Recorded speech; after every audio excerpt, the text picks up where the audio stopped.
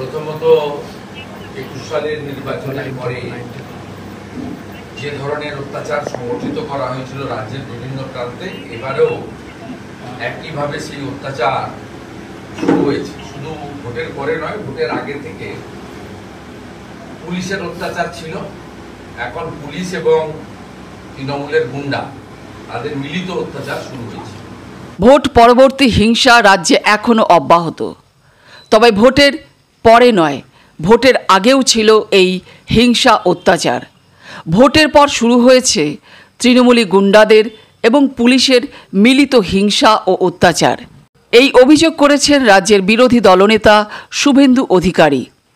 আজ শুভেন্দু অধিকারী সাংবাদিক সম্মেলন করে জানান, গতকাল পশ্চিম মেদিনীপুরের কেশিয়ারি পঞ্চায়েত সমিতির বিরোধী দলনেত্রী শ্রীমতী মৌমিতা সিংহকে কেশিয়ারি বিডিও এক সভায় যোগদান করার জন্য ডেকে নিয়ে যান এবং তারপর সেখানেই ব্লক সভাকক্ষের ভেতরে তৃণমূলের কল্পনা সিটের নেতৃত্বে তৃণমূলের সদস্যরা তাকে নির্মমভাবে মারধর করেছে বলে অভিযোগ উঠেছে। আজ তাকে রাজ্যের বিরোধী দলনেতা শুভেন্দু অধিকারী দেখতে যান এবং তারপরই তিনি সাংবাদিক সম্মেলন করেন। তিনি আজকের সাংবাদিক সম্মেলনে কি বললেন শুনুন।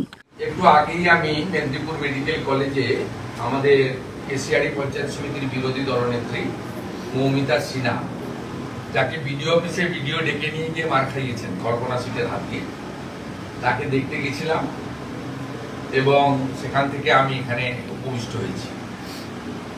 প্রথমেই বলিনি, কেশিয়ারিতে আগামীকাল রাজ্যের সাধারণ সম্পাদিকা, বিধায়ক এবং গত নির্বাচনে মেদিনীপুর কেন্দ্রে যিনি সামান্য ভোটে হেরে গেছেন, মাত্র 2%-এরও কম ভোটে যিনি হেরে গেছেন, যাকে হারিয়ে দেওয়া হয়েছে, যার পোলিং এজেন্টদের আগের দিন রাত্রে গ্রেফতার করা হয়েছে, সেই অগ্নিমিত্রা পাল মহোদয়ের নেতৃত্বে কালকে আগামীকাল কেশিয়ারির বিডিওর এবং কল্পনা সিটের গ্রেফতারের দাবিতে ধিক্কার মিছিল, অবরোধ, বিক্ষোভ ইত্যাদি কর্মসূচি নেওয়া হয়েছে।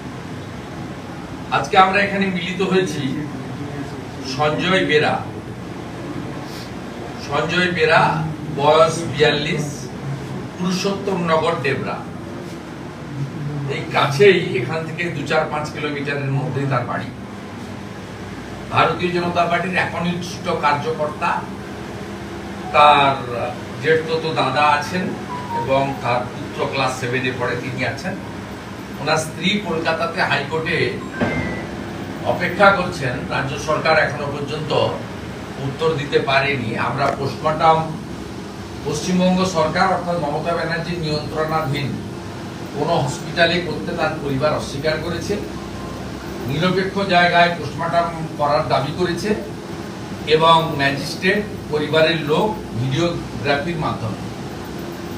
এবং আপনারা সবাই ইতিমধ্যে শুনেছেন, সোশ্যাল মিডিয়াতেও আমি পোস্ট করেছি, আমাদের জেলা সভাপতি বা তার পরিবারের পক্ষ থেকেও আপনাদের কাছে অভিযোগ করা হয়েছে যে 4 তারিখে নির্বাচন ফলাফল যদি ঘোষণা হয়, সেদিন রাত্রিবেলা তার ছেলের মুখ থেকে শুনবেন, ও মামার বাড়িতে ছিল, ও মার কাছ থেকে শুনেছে যে বাড়িতে খাওয়ার জন্য রাত্রে কিছু রান্না টান্না করছিল, বলছিল ডিম ভাজছিল।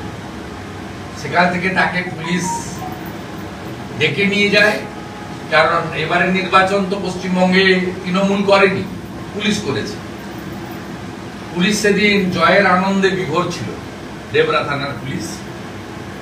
তারা কেশপুরে ছাপ্পা মেরে, যিনি এনামুলের কাছ থেকে ঘড়ি নিয়েছেন, আইফোন নিয়েছেন, টাকা নিয়েছেন, সেই দীপক অধিকারী বাবু ছাপ্পা মেরে তাকে জিতিয়েছেন। একা কেশপুর থেকে 1,30,000 লিড। এত লিড নন্দরানী দলও পাননি, আর গতবারে এত লিডও হয়নি 19 সালে, 1,08,000। সব রেকর্ড ভেঙে গেছে।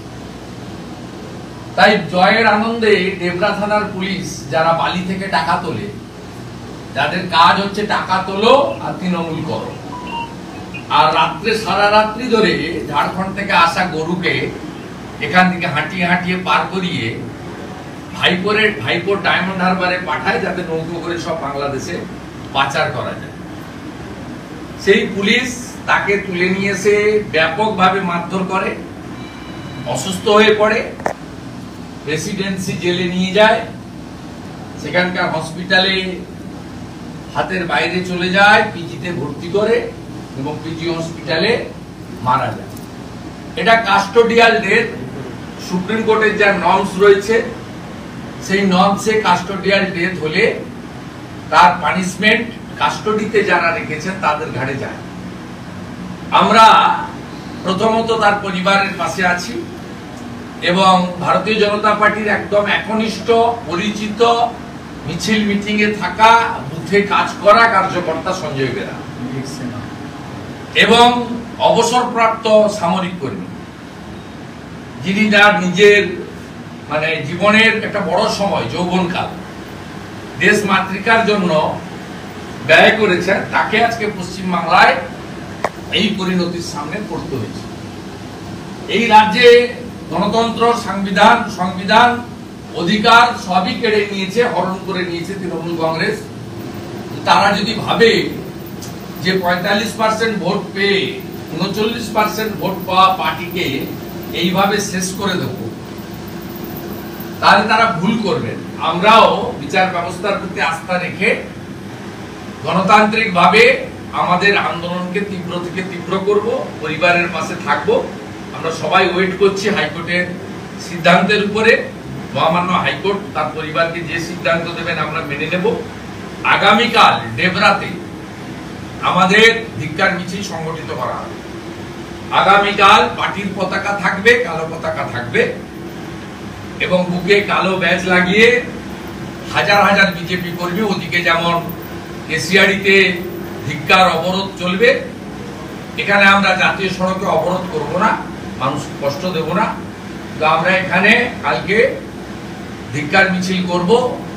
তন্ময় দাস জেলার সাংগঠনিক জেলার সভাপতি এবং ডেবরা বিধানসভার কনভেনার, কো-কনভেনার, মন্ডল প্রেসিডেন্টরা, তারা সবাই উদ্যোগ নিয়ে এই কয়েক ঘন্টার নোটিশে তারা মানুষকে, শুধু বিজেপির মানুষ নয়, সমস্ত গণতন্ত্র প্রেমী মানুষকে এই হিংসার যারা বিরোধিতা করেন, এই খুনের যারা নিন্দা করেন, তারা কালকে সবাই পথে নামবেন এবং কোর্টের রায় হয়ে যাওয়ার পরে, ময়না তদন্ত হয়ে যাওয়ার পরে দোষী পুলিশদের বিরুদ্ধে যদি মমতা ব্যানার্জি সরকার ব্যবস্থা গ্রহণ না করে, তাদেরকে যদি গ্রেফতার না করে, চাকরি থেকে ডিসমিস না করে, পানিশমেন্ট না হয়, আমরা ভবিষ্যতে এই পরিবার যে উচ্চ আদালতে আইনি লড়াই করবে, তার জন্য উকিল বাবু দেওয়া থেকে শুরু করে মামলার সমূহ যা যা মদত করা দরকার সেটা ভারতীয় জনতা পার্টি করবে।